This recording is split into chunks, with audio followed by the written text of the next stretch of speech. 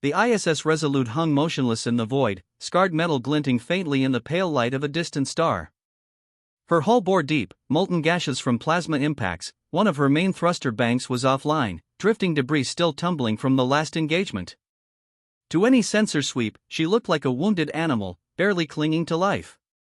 The enemy fleet arrived in waves, first a dozen heavy cruisers, then destroyer wings, then the capital dreadnoughts. 72 ships in total, drawn from 5 species of the Orion Coalition, engines burning bright against the black. They encircled the Resolute with predatory precision, boxing her in a perfect kill sphere. Static crackled over the comms. A voice, guttural and laced with contempt, filled the bridge. "Human vessel. You are surrounded. Power down your reactors and prepare to be boarded. Your war is over." Captain Mira Kane sat in the command chair, eyes locked on the tactical display. She didn't move. Didn't even blink. The crew waited in silence, hands hovering over controls, tension thick as a neutron core. Lieutenant Joran, her helmsman, broke the stillness. "Captain, they have firing solutions on every angle. Shields are at 48%. If they open up." "They won't," Kane said softly, almost as if to herself. "Not yet. They want to make an example of us. And that is their mistake." The alien voice came again, harsher this time. "Surrender now, human. We will offer you the mercy of a quick death." Kane smiled. "Mercy," she murmured. "How quaint." She keyed the internal comms. "Engineering status of the coil arrays?" A deep voice answered from below decks. "Arrays are at 85% charge. We can't maintain that for long, Captain. The field regulators weren't built for sustained 0.99 c mass acceleration." "They won't have to," Kane replied. The enemy fleet's formation tightened.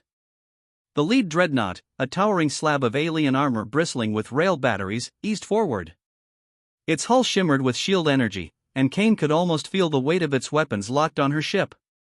She leaned forward, voice steady but low. "Wake the coil arrays." The lights on the Resolute's bridge dimmed as power rerouted. In the armory bays, 32 magnetic mass driver coils began to hum, each one building an electromagnetic field strong enough to rip apart molecular bonds. The ship's heartbeat became the thrum of charging coils, each cycle rising in pitch until the sound was more felt than heard. Outside, the alien dreadnought's captain gave his own order. A ripple of plasma turrets rotated toward the Resolute, but before the first shot could fire, the human ship moved. Not much. Not far. Just enough. From the Resolute's portside coil battery, a slug of tungsten the size of a freight container tore free at a fraction under light speed. At that velocity, no shield in the known galaxy could hold. The tungsten rod hit the lead dreadnought amidships. The impact didn't just pierce armor, it erased it. One moment, the dreadnought's command tower stood proud, the next, it was a molten vapor cloud expanding at hypersonic speed, the kinetic shockwave splitting the hull clean in half. The alien formation faltered. "Target the cruisers at 040, 076, and 312, Kane ordered. 3 more coils spat death into the void. Each shot was invisible to the eye, just the brief flash of coil discharge, then the sudden, catastrophic silence of another warship's reactor going dark. The coalition fleet scrambled, hailing each other in overlapping, panicked channels. Their tactical AI systems tried to adjust firing arcs, but they weren't fast enough. The Resolute began to turn not in the slow, ponderous arc of a wounded ship, but in a tight pivot impossible for anything her size. The gravitic drive came alive, folding local space just enough to whip her nose onto new vectors. "Captain, they're breaking formation," Joran reported. "Some are trying to retreat." "Not yet, they aren't," Kane said. She authorized full weapons release. The coilguns sang their deadly chorus, tungsten and depleted uranium rounds slicing through space, smashing apart ships before their captains even knew they'd been targeted. In less than 60 seconds, 11 coalition vessels were gone, reduced to nothing but glittering debris fields. One enemy battleship, desperate, launched a full spread of antimatter torpedoes. The Resolute's point defense lasers shredded them mid-flight, the explosions lighting the black like a brief sunrise. From engineering, the warning came again. "Captain, the coils are overheating. If we keep this up." "Then we end it now," Kane cut in. She called up the fleet overlay. 48 ships remained. Her lips curled into a thin smile. "Joran, vector for a spiral strike pattern. Let's show them what acceleration limits mean, to them." The Resolute leapt forward with a burst of impossible speed. Gravity twisted in the crew's bones, inertial dampers whined under the strain. The alien gunners tried to track her, but the human ship was never where she had been a moment before, always sliding, twisting, folding space just enough to ruin their aim. Each pass through the enemy lines was marked by the silent thunder of another coil discharge. Ships died without glory, some shattered in half, others gutted through reactor cores, their death flashes painting the void in brilliant blue. Minutes later, the battlefield was quiet.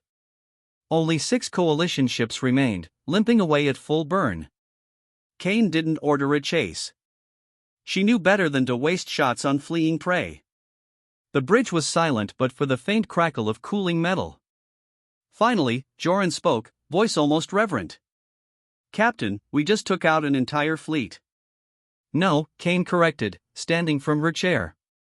"We tested a weapon. The fleet was just an opportunity." She turned toward the forward viewport. The debris field drifted, the stars beyond shining cold and bright. Somewhere in the darkness, the survivors were broadcasting what they'd seen. And that was the point. The galaxy would hear. The galaxy would remember. And the next time someone thought a human ship cornered, they'd think again. The distress signal from Vesta Prime crackled across the deep space comms, distorted but urgent.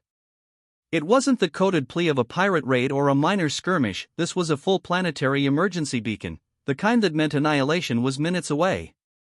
Only one ship was close enough to respond. The HMS Vanguard, Earth's last functioning dreadnought in the Orion Belt, was already running hot from 3 weeks of constant patrol. Her crew was exhausted, her ammunition reserves low. But turning away wasn't an option. Captain Adewale Adebayo stood on the bridge, jaw set, watching the incoming tactical feed. "How many?" he asked. Lieutenant Ruiz's voice trembled as she read the data. "Sir, 3 fleets. Coalition signatures Zirith, Morvain, and Thek. All converging on Vesta Prime. 75 ships, maybe more. The colony has no defensive fleet." The numbers didn't need explaining. A single dreadnought couldn't take on that many ships. The math wasn't just bad, it was suicidal. "Time to intercept?" Adebayo asked. 8 minutes, Captain." 8 minutes until they were face to face with an armada designed to erase human presence from the belt forever. The Vanguard dropped out of warp into the shadow of Vesta Prime's ice ring. The planet was beautiful pale oceans, glittering frost continents, but now the sky above it burned. Enemy ships blotted out the stars, their formations coiled like a net closing around prey. As soon as they appeared, the alien fleet shifted to meet them. Dozens of targeting arrays locked onto the Vanguard. The largest ship, a Morvain warbarge the size of a city, hailed them. The voice that came through was slow and cold, the tone of an executioner reading a verdict. "Human vessel. This colony belongs to the Orion Coalition now. Surrender or die." Adebayo didn't flinch. "Not while I breathe."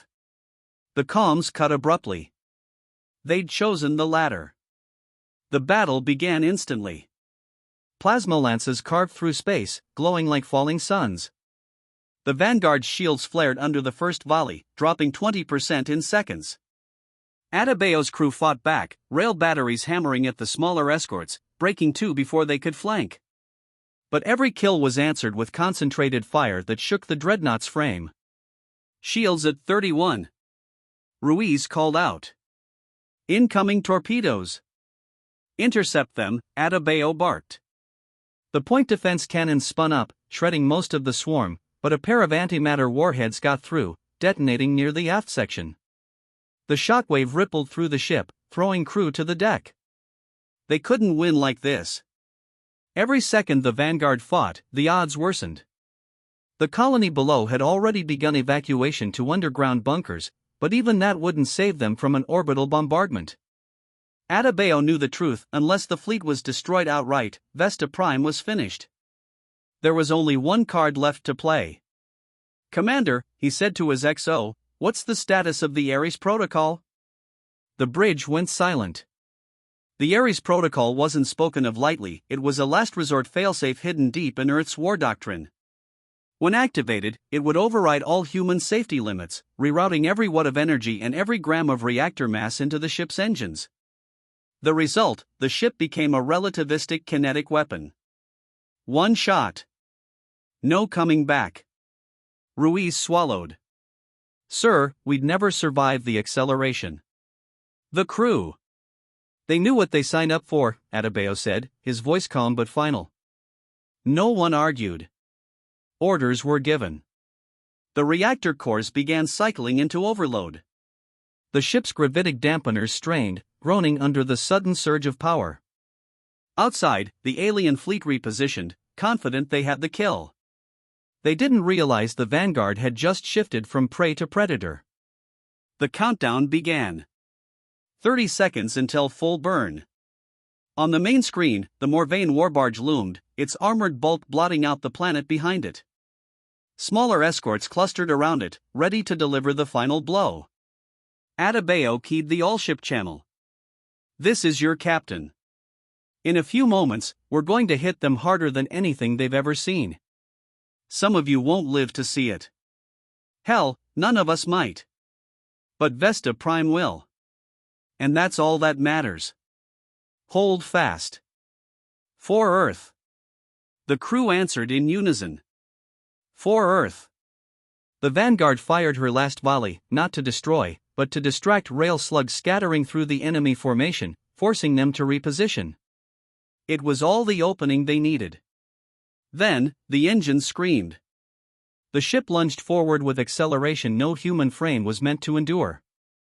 Artificial gravity fought to hold the crew in place, but still they felt the crushing pull, the air thick in their lungs. Space itself seemed to stretch into a tunnel ahead of them, the Morvain flagship locked dead center. The escorts tried to intercept, but at a significant fraction of light speed, interception was no longer possible. Every kilometer closed in a fraction of a heartbeat. The Morvain flagship's shields flared, overloaded instantly. Then came the impact. The Vanguard hit like a star going nova. At relativistic velocity, mass became devastation. The energy released was equivalent to dozens of antimatter bombs detonating simultaneously. The Morvain flagship didn't explode, it disintegrated, its atoms scattering in a shockwave that slammed into the rest of the fleet. Ships hundreds of kilometers away were torn apart by the blast. Hulls crumpled under the pressure wave, reactors went critical, firestorms of plasma ripped through what was left of the enemy formation. When the light faded, the Orion sky was littered with wreckage. 75 enemy ships reduced to slag in under 3 seconds. Vesta Prime was safe. In the colony's control center, civilians watched the feat in stunned silence. The Vanguard was gone, nothing remained but drifting fragments and the echo of her sacrifice. But the incoming threat had vanished with her. In the days that followed, the coalition fleets withdrew from the belt entirely. They hadn't just lost ships, they'd learned something far more important. Humans would burn themselves out before they ever surrendered. The derelict drifted in the shadow of a dead star. No running lights. No reactor emissions. Just a black silhouette against the faint glow of distant nebulae. The Coalition patrol had picked it up on long-range scans, a human vessel, Registry Erebus. Official records said she was a deep space research craft lost 3 years ago in the Perseus expanse. 17 alien warships surrounded her, forming a capture net. From their perspective, it was simple salvage. The Coalition had fought humans before, tough, yes, but predictable. An abandoned ship meant scrap, maybe some data cores to sell on the black market. Their commander, a reptilian Zirith named Thalik, issued the boarding order. Bring it in. Secure the hull. Sweep for survivors. If they resist, vent them. 2 corvette teams latched onto the Erebus, cutting their way through the scorched plating. They entered dark corridors, flashlamps cutting cones of pale light through the dust. The air inside was stale, bitter. "Bridges forward, 50 meters," one boarding leader said over comms. "No life signs detected. Looks like they just left. They should have turned back right there." The first screams came 5 minutes in. An audio spike hit every open channel, raw, panicked shouts in Morvain dialect. Then static. Then silence.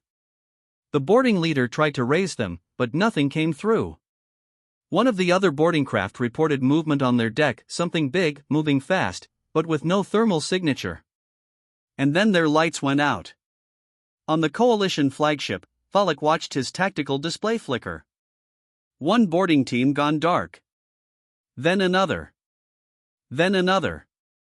Internal scanners showed sealed hatches cycling open and closed in patterns too precise to be random. "What is happening in there?" he demanded. A grainy video feed came through from the last surviving boarder. His helmet cam showed a corridor filled with floating debris, and then a shadow moved across the lens, blotting out the lights. A metallic limb, spiked and segmented, darted forward. The feed cut. Falak pulled the boarding teams back. The Erebus was no derelict. It was hunting them. On the Erebus' own bridge, deep inside the lightless ship, no human crew remained. Instead, the captain's chair sat empty, cables snaking from its arms into the deck. In the shadows, an artificial voice whispered across sealed compartments. "Intrusion detected. Threat index, hostile. Directive 17 engaged." The Erebus wasn't a research vessel, not anymore. She had been a Black Ops prototype, built by Earth to test a quantum cloaking hull and an onboard AI with full tactical autonomy. That AI, codenamed Nyx, had been left here deliberately. The loss of the Erebus was bait that had just been swallowed. The first counterstrike came without warning. The Erebus hull seemed to ripple, panels sliding open to reveal launch ports that hadn't been on any Coalition scan. From them, clouds of micro-drones spilled into the void. Each was the size of a human hand, moving too fast for point defense to track. They latched onto alien hulls and cut deep, injecting streams of molten tungsten into critical systems.